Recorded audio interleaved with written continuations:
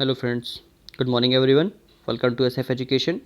Current affair through MCQ की series में आज हम 20 सितंबर पे पहुंच गए और इस वीडियो में हम द हिंदू और पीआईबी की करंट अफेयर को डिस्कस करेंगे। ठीक है, तो यहाँ पे जो हम द हिंदू और पीआईबी के जो करंट अफेयर को डिस्कस करते हैं उसी सीरीज़ को आगे बढ़ा रहे हैं। आई होप आपने अच्छी तरीके से सारे जो पिछली सीरीज़ है उसको अच्छे तरीके से ज्वाइन करके रखा है और अच्छे तरीके से उसको काम कर रहे हैं। ठीक है, उसमें देखिए वहाँ पे कोई भी कोताही मत बताइएगा, क्योंकि 4 तारीख को जो आपका प्रीलिम्स का एग्ज़ाम है वो आपका ख़राब भी हो सकता है, क्योंकि वहाँ जिस तरीके से एमसीक्यूज़ को डिस्कस किए गए हैं शायद ही किसी अदर यूट्यूबर ने उसको क्या बोलते डिस्कस किया होगा। तो ध्यान से सुनिएगा, ध्यान से समझिएगा, ताकि अच्छे तरीके से आपके सारे डाउट्स क्लियर हो सकें। ओके, मार्किंग स्कीम में समझ लीजिए। मार्किंग स्कीम में आपको 10 में से 6 क्वेश्चन को करेक्ट करना है, ताकि आप एक सेफ जोन पे रहिए। 10 में से 6 मतलब 60% आपका एग्ज़ाम क्रैक होना चाहिए। जो प्रीलिम्स की रिक्वायरमेंट है कि 60% अगर आप स्कोर करते हैं तो वो आपका एक सेफली क्राइटेरिया होता है कि आपने वहाँ तक अगर फॉल आउट कर लिया है तो तब तो आपका एग्ज़ाम डेफिनेटली क्लियर हो जाएगा। 6 में से कम आते हैं तो टेंशन नहीं लेना है, क्योंकि ये आपका मेन प्रीलिम्स नहीं है। ठीक है, अगर लेकिन यहाँ पे 6 आप करने की कोशिश करेंगे तो वहाँ डेफिनेटली यू विल बी सक्सेस्ड। ठीक है, तो कोशिश करिएगा अच्छे तरीके से 6 लाइएगा। 6 में से कम होते हैं, 5 आते हैं, 4 आते हैं, 3, तो यहाँ तक कि 0 भी आता है तो भी टेंशन नहीं लेना है। ठीक है, वीडियो को एक बार हाफ एन आवर के बाद रिवाइज करना है और जितना भी स्कोर आता है उसको कमेंट बॉक्स में लिखना है। और after 24 hours everybody who are watching the video needs to revise. Okay, हर एक को रिवाइज करने की ज़रूरत है, otherwise you will be forget all the things. Understand? ठीक है, चलिए नेक्स्ट क्वेश्चन पे चलते हैं, और सॉरी नेक्स्ट नहीं, अपने फर्स्ट क्वेश्चन पे मूव ऑन करते हैं। फर्स्ट क्वेश्चन है consider the following statement regarding the Djibouti code of conduct. Djibouti code of conduct के ऊपर 2 स्टेटमेंट है, क्योंकि अभी न्यूज़ में था, बताना कौन सा स्टेटमेंट करेक्ट है। फर्स्ट है it aim at repression of piracy and arm robbery against ships in Indian Ocean Pacific Ocean, कि इसका एम है रिप्रेशन को मतलब रोकना पायरेसी और आर्म रॉबरी को जो भी अगेंस्ट शिप्स आते हैं इंडियन ओशन और पैसिफिक ओशन में। ठीक है, सेकंड है India has join the Djibouti code of conduct as observer. India ने जिबूती कोड ऑफ कंडक्ट को ऑब्जर्वर के तौर पर अभी ज्वाइन किया है। कौन सी स्टेटमेंट करेक्ट है? वीडियो आपके ऑप्शंस हैं, option A 1 only, option B 2 only, option C 2 1 and 3 1 and 2, option D none of the above. Video को पॉज करिए, आंसर दीजिए, फिर डिस्कस करते हैं। चलो, आई होप आपने इसका आंसर सोच लिया होगा। देख लेते राइट आंसर क्या है। इसका जो राइट आंसर है फ्रेंड, ये आपका ऑप्शन बी है। ऑप्शन बी मतलब इंडिया ने जिबूती कोड ऑफ कंडक्ट को ज्वाइन तो किया एज ऑब्जर्वर के स्टेटस से, बट जो इसमें एम दिया गया है कि रिप्रेशन करना पायरेसी और रॉबरी का, ये भी बिल्कुल ठीक दिया है, लेकिन it is not for Indian Ocean और Pacific Ocean, it is for western Indian Ocean and Gulf of Aden and Red Sea. इन मतलब ये जो जगह है इसमें जिबूती को पायरेसी या रॉबरी रोकने का इसका एम है, जो इनके कोड ऑफ कंडक्ट में दिया हुआ है। अगर जिबूती की लोकेशन आपको पता है तो definitely you will B find the answer. ठीक है, फाइंड कर पाओगे आंसर, बट अगर लोकेशन ही नहीं पता तो मतलब आपने मैथ प्रैक्टिस अच्छे से नहीं की है तो फिर आपको प्रॉब्लम हो सकती है। ठीक है, और कल भी मैंने जिबूती अच्छे से बताया था, तो आई होप आपने इसका आंसर सही किया हो। बट इसमें एक और इंपॉर्टेंट चीज़ है कि जिबूती कोड ऑफ कंडक्ट को एक और नाम से जाना जाता है, जिसको जिद्दा अमेंडमेंट कहा जाता है। ठीक है, ये याद रखना। और Djibouti code of conduct establish कब हुआ था? जनवरी 2009 में इस्टेब्लिश हुआ था। ठीक है, ये याद रखिएगा, इंपॉर्टेंट है। अब एक और चीज़ है कि ये जो मैरीटाइम मैटर कंप्राइजिंग है, ठीक है, जो कंप्राइज करता है 18 मेंबर। ठीक है, इसके अंदर 18 मेंबर हैं जो एडजॉइनिंग करते हैं Red Sea, Gulf of Aden, east coast of Africa, island countries in the Indian Ocean region, और इंडिया ज्वाइन जापान। इंडिया इसमें ज्वाइन जो करता है Japan, Norway, UK and US and observer to the DCOA, ये सभी observer हैं, याद रखिएगा। ठीक है, इसके अलावा जो 18 कंट्रीज़ में जो आते हैं वो सब इसके परमानेंट मेंबर हैं। आई होप आप इसको याद रखेंगे। ठीक है, नेक्स्ट क्वेश्चन पे चलते हैं। नेक्स्ट है consider the following statement regarding the India Japan relation. India Japan relation के ऊपर 2 स्टेटमेंट है, बताना कौन सी स्टेटमेंट करेक्ट है। फर्स्ट है India has sign acquisition and cross serving agreement with Japan for greater defence cooperation. तो डिफेंस कोऑपरेशन के लिए इंडिया ने साइन किया acquisition and cross serving agreement, किसके साथ? जापान के साथ। सेकंड है Malabar exercise, the bilateral exercise between India Japan naval forces, कि मालाबार एक्सरसाइज एक बायलैटरल एक्सरसाइज है जो इंडिया जापान की नेवल फोर्सेज के साथ है। तो कौन सी स्टेटमेंट करेक्ट है? Option A 1 only, option B 2 only, option C 1 and 2 and option D none of the above. Video को पॉज करिए, आंसर दीजिए और उसके बाद हम डिस्कस करते हैं इसको। चलो देख लेते राइट आंसर क्या है। इसका जो राइट आंसर है फ्रेंड्स, ये आपका ऑप्शन ए है, मतलब A will be the right answer, क्योंकि जो acquisition and cross serving agreements को ACS से होते हैं, ये हमारा जापान के साथ ही है, जो हमारे डिफेंस कोऑपरेशन को और ज़्यादा बढ़ाने के लिए साइन किया गया। बट मालाबार एक्सरसाइज, इसको तो मैंने कितने बार अपने क्वेश्चन में डिस्कस किया। अगर आप इसको भी ध्यान से पढ़ रहे हैं, अगर मेरी वीडियो नहीं भी देख रहे हैं, न्यूज़ पढ़ रहे हैं, तो शायद आपको इसको पता चलेगा कि जो मालाबार एक्सरसाइज है, it is not a bilateral exercise, it is a trilateral exercise and it is not between the India Japan naval forces, it is between India Japan and US naval forces. ठीक है, तो इसलिए second statement आपकी wrong हो जाती है, A will be the right answer. ठीक है, कुछ और चीज़ें देख लेते हैं, फिर नेक्स्ट क्वेश्चन पे चलते हैं। धर्मा गार्जियन करके एक एक्सरसाइज है जो हमारी एनुअल मिलिट्री ट्रेनिंग एक्सरसाइज है। ये हमारी इंडियन आर्मी और Japanese group of self defence forces के बीच में इंपॉर्टेंट है, याद रखिए। धर्मा गार्जियन काफ़ी बार पूछा गया है। ठीक है, और बाकी हमने मालाबार से देख ही ली है कि ये ट्राइलेटरल एक्सरसाइज है US, जापान एंड इंडिया के बीच में। ठीक है, नेक्स्ट क्वेश्चन पे चलते हैं। नेक्स्ट है, consider the following statement regarding the blue flag certification. काफ़ी न्यूज़ में है, फिर और भी चीज़ के बारे में डिस्कस करेंगे, इंपॉर्टेंट चीज़ें शायद ही आप लोगों को पता हो, वो भी चीज़ डिस्कस करेंगे। इसमें 2 स्टेटमेंट है, बताना कौन सा स्टेटमेंट करेक्ट है। फर्स्ट है, it is an eco label awarded to beaches marine and sustainable boating tourism operator, कि एक इको लेबल अवार्ड दिया जाता है बीचेस को, मरीन्स को, सस्टेनेबल बोटिंग टूरिज्म ऑपरेटर्स को। ठीक है, सेकंड है, the certificate is accorded by United Nation Environment Programme under Ramsar Convention, कि रामसर कन्वेंशन के अंदर जो यूनाइटेड नेशन प्रोग्राम आता है उसके द्वारा इसको ब्लू टी सर्टिफिकेशन को अकॉर्ड किया जाता है, मतलब दिया जाता है। कौन सी स्टेटमेंट करेक्ट है? Option A 1 only, option B 2 only, option C 1 and 2 and option D none of the above. Video को पॉज करिए, आंसर दीजिए, फिर डिस्कस करते हैं। चलो देख लेते हैं राइट आंसर क्या है। इसका जो राइट आंसर फ्रेंड्स है, ये आपका फर्स्ट है कि ये जो टैग दिया जाता है, ये beaches marine sustainable boating tourism operator, इन्हीं को दिया जाता है, बिल्कुल करेक्ट है। But it is second is wrong, कि यूनाइटेड नेशन जो प्रोग्राम है अंडर रामसर कन्वेंशन को, वो इसको सर्टिफाइड करता, मतलब सर्टिफिकेशन अकॉर्ड किया जाता है United Nation programme under the Ramsar Convention के तहत, ये गलत दी हुई है। तो राइट आंसर आपका क्या हो गया? राइट आंसर आपका ए हो गया। ठीक है, इसके अंदर ये जो प्रोग्राम, इसमें ये जो दिया जाता है, ये आपका फाउंडेशन फॉर एनवायरनमेंट एजुकेशन, इसके द्वारा दिया जाता है, जिसका हेडक्वार्टर कोपहेगन डेनमार्क के अंदर है। ठीक है, ये इंपॉर्टेंट है, इसको याद रखिएगा, जो बहुत ही इंपॉर्टेंट है। ठीक है, और ब्लू फ्लैग जब आप बीचेस की बात करते हैं, काफ़ी इंपॉर्टेंट जगह पे सफाई के लिए बात करते हैं, क्लीनिटी की बात करते हैं, तो वहाँ पे आप बीचेस की सफाई के लिए ब्लू फ्लैग नाम का एक जो इनिशिएटिव है, जो दिया जाता है, अकॉर्ड किया जाता है, एक वॉलंटरी इको लेबल अवार्ड है, जिसको beach marine sustainable boating tourism operator, इन सभी के लिए दिया जाता है। वर्ल्ड का सबसे मोस्ट रिकॉग्नाइज वॉलंटरी एक इको लेवल अवार्ड है। ठीक है, इसको आप वहाँ पे टैग कर सकते हैं। और इसके अंदर जो 33 स्ट्रिंजेंट क्राइटेरिया रखे गए हैं, जिनको 4 मेजर हेड्स में रखा गया है। ठीक है, अगर हम देखते हैं तो पहला है कि एनवायरमेंट एजुकेशन एंड इन्फॉर्मेशन, इस बेस पे इसको रखते हैं। ठीक है, स्ट्रिंजेंट क्राइटेरिया इसका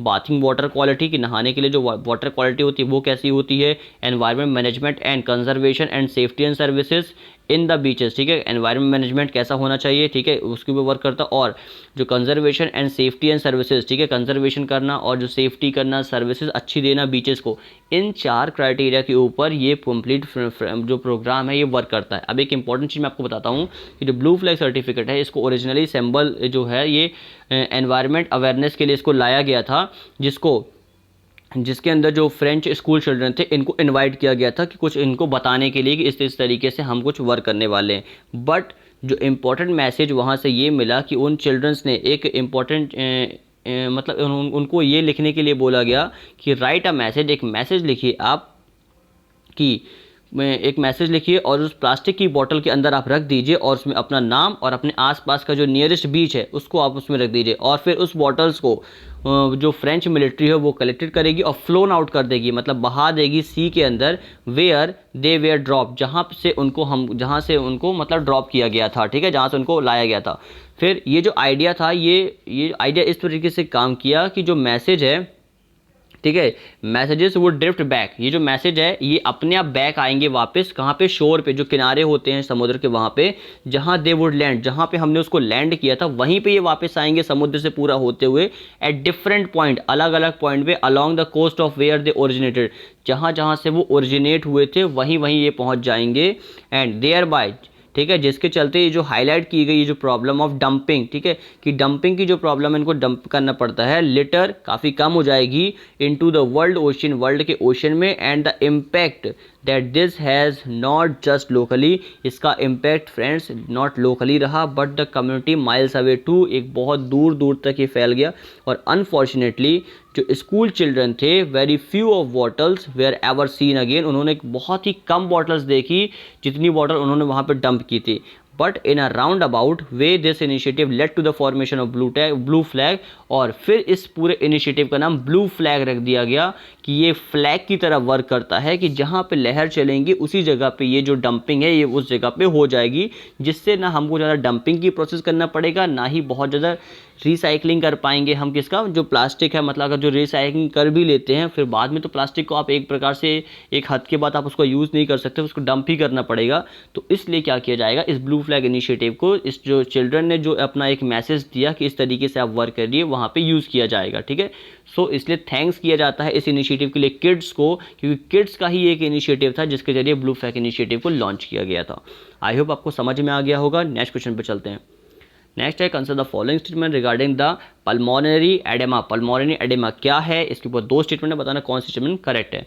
फर्स्ट है it is cause excess fluid in the lungs making it difficult to breathe, कि इसके कॉज के कारण काफ़ी ज़्यादा फ्लड जो लंग्स में आ जाता है और जो डिफ़िकल्टी पैदा कर देता है सांस लेने में। ठीक है, सेकेंड है हाई एल्टीट्यूड पल्मोनरी एडेमा। जो हाई एल्टीट्यूड पल्मोनरी एडेमा होता है इसका कारण ही है इंक्रीज प्रेशर, मतलब प्रेशर बढ़ने के कारण हार्ट में इस तरीके का जो कॉज होता है। ठीक है, ये जो हाई एल्टीट्यूड पल्मोनरी एडेमा के कारण, मतलब इस जो हाई एल्टीट्यूड पल्मोनरी एडेमा है इसका कारण है increase pressure in heart, heart में इंक्रीज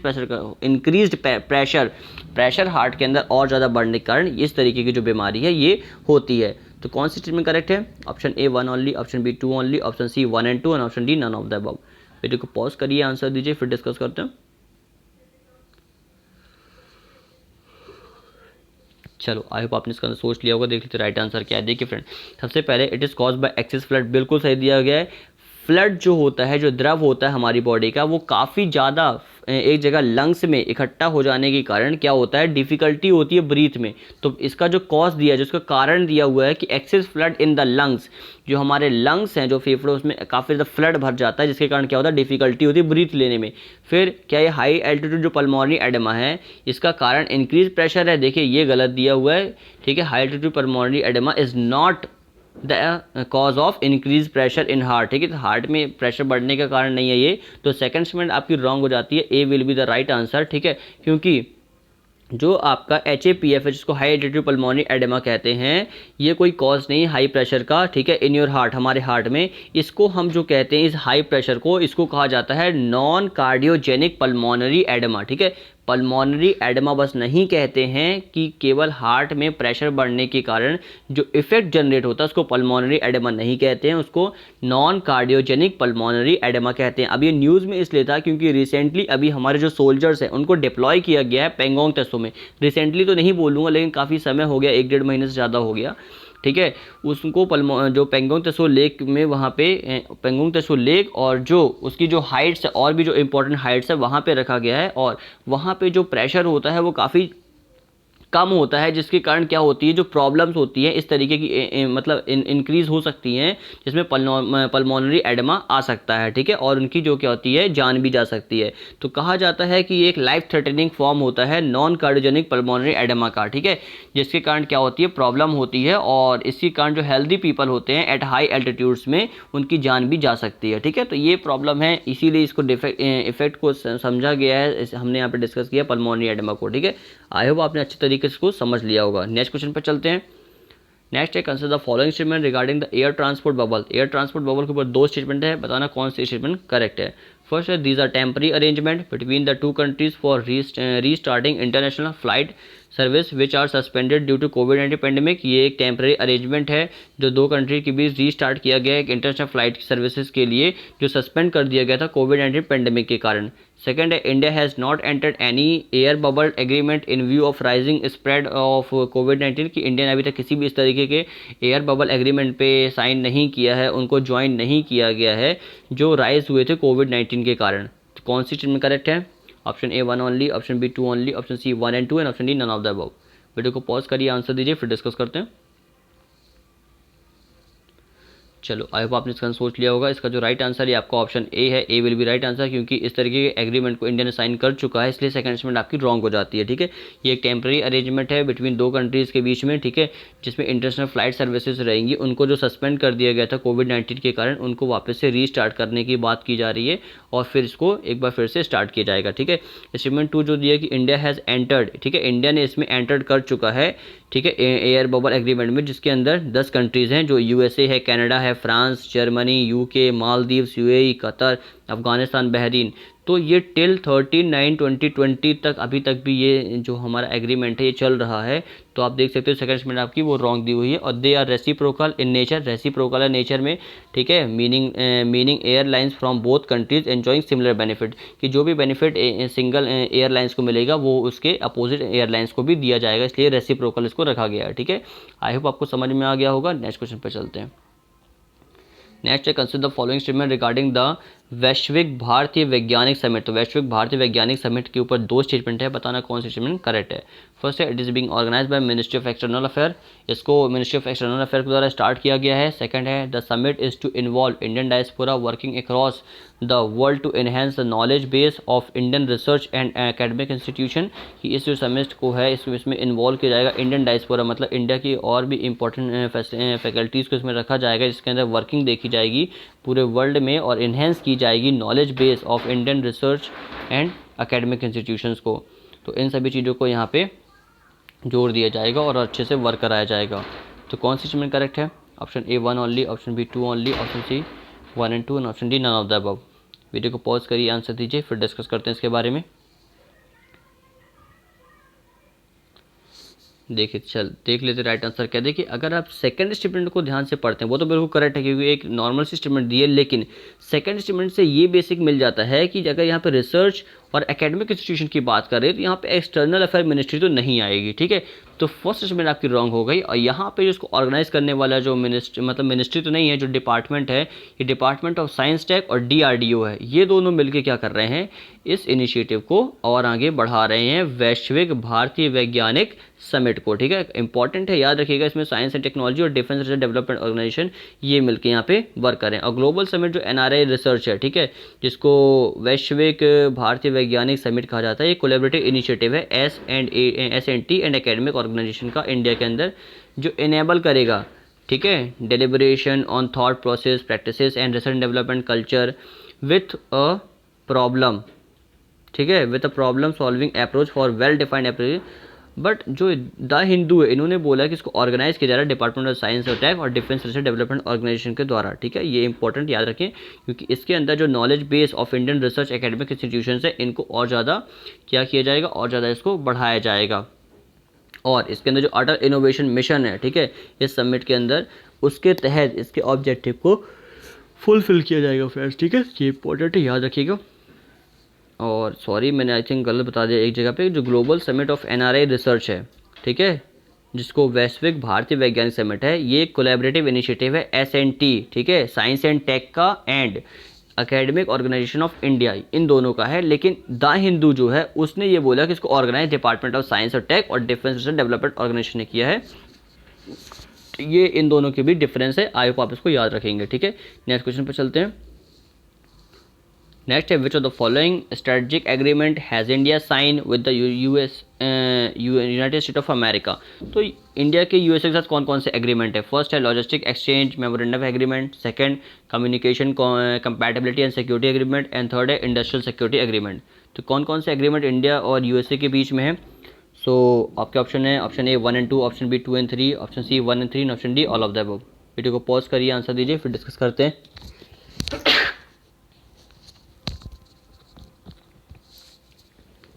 चलो आई होप आपने इसका सोच लिया होगा। देखिए ये तीनों के तीनों एग्रीमेंट ही हैं जो इंडिया और USA के बीच में साइन किए गए हैं। ठीक है, तो राइट आंसर आपका क्या हो गया? राइट आंसर आपका ऑप्शन डी हो गया। आप देख लेते हैं हम इन एग्रीमेंट को कब कब साइन किया गया था। जो पहला एग्रीमेंट है जिसमें लॉजिस्टिक एक्सचेंज मेमोरेंडम एग्रीमेंट है, इसको 2016 में साइन किया गया था। ठीक है, और सेकंड जो आपका जो कॉम कैसा है, ठीक है, कॉम कैसा तो काफ़ी न्यूज़ में रहता है, communication compatibility and security agreement, इसको 2018 में साइन किया गया था, ये अभी रिसेंटली का, इसलिए मुझे भी याद है अच्छे से तरीके से, क्योंकि जो काफ़ी पुराने होते हैं तो थोड़ा सा उसको टंग से आप निकल जाता है, बट फिर भी कोशिश करिए कि याद रखिए, कॉम कैसा तो काफ़ी न्यूज़ में रहता है।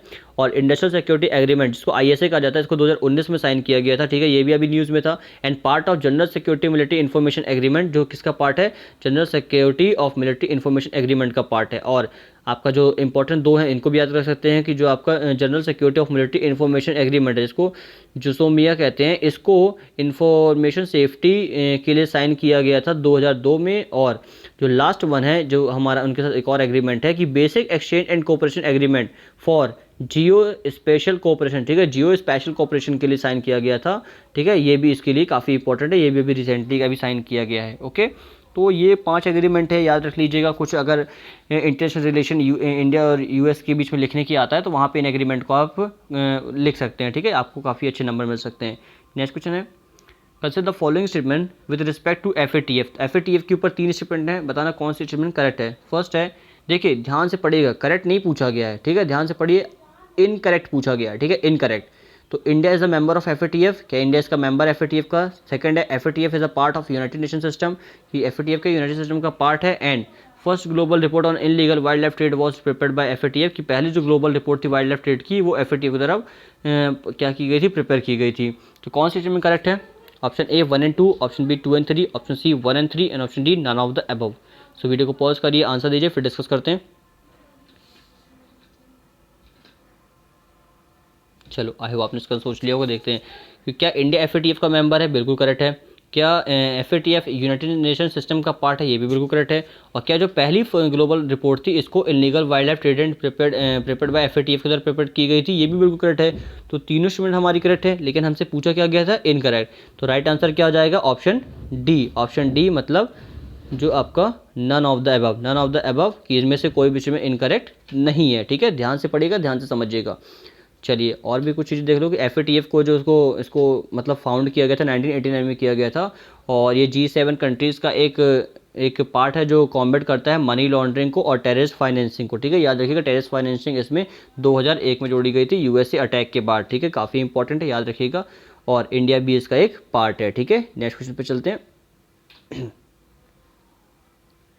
चलो, consider the following statement with respect to bank board bureau. Bank board bureau के ऊपर 2 स्टेटमेंट हैं, आपको बताना कौन सी स्टेटमेंट करेक्ट है।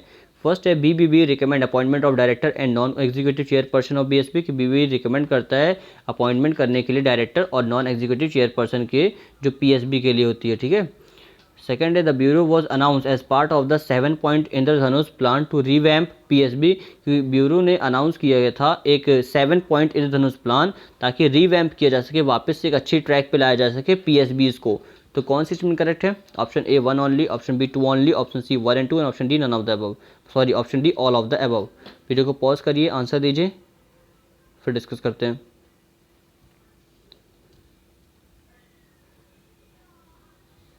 चलो देख लेते राइट आंसर क्या, देखो जो BBB है ये रिकमेंड करता है आपका डायरेक्टर और चेयरपर्सन के लिए, बिल्कुल करेक्ट है ये भी। और सेकंड जो दिया है कि इसमें 7 पॉइंट इन धनुष प्लान को लाया गया था ताकि रिवैम्प किया जा सके PSBs को।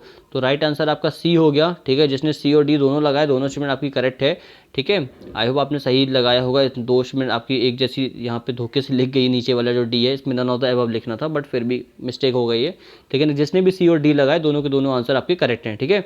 अब जो आपके PSBs को पब्लिक सेक्टर बैंक किया जाता है, इनको जो बैंक बोर्ड ऑफ, जिसको ऑटोनोमस जो बैंक बोर्ड ब्यूरो होते हैं, इनको अगस्त 2015 में लाया गया था, वो इनके लिए वर्क करते हैं, जो एक ऑटोनोमस बॉडी है और जो ये रिकमेंड करती है कि डायरेक्टर और जो नॉन एग्जीक्यूटिव पर्सन होते हैं इनकी अपॉइंटमेंट किस तरीके से की जा सके, ठीक है।